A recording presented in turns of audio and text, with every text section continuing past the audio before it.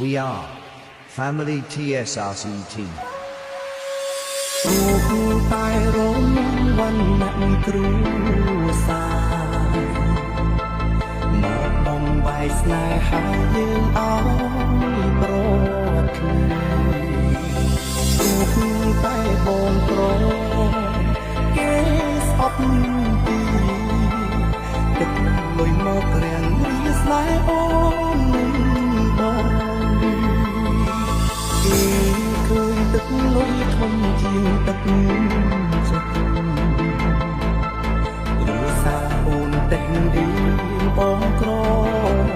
ត្រីមានទាំងចំណេះ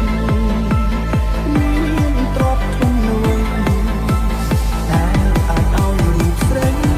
ញ៉ាជីវិតសងជាតិក្រោ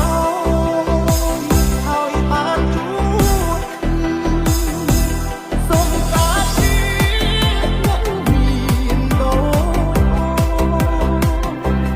គុំអោយគាត់គុំអោយឃ្លៀសមានតែអូនជាមនុស្សដែលបានប្រាថ្នាជាតិនេះមានត្រឹមនេះស្អីតែជាតិក្រោយសូមអោយមានវាសនាបានរួមរស់កុំអោយប្រែឆា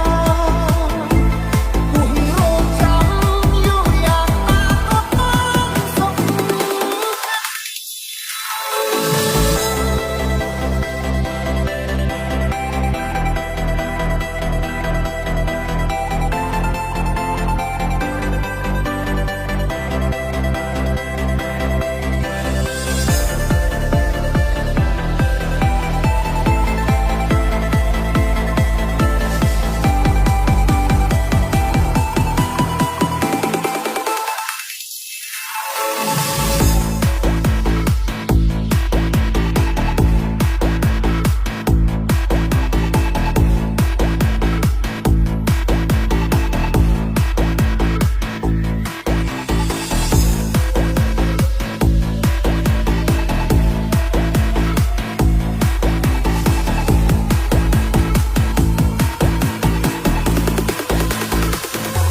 សងជាតិ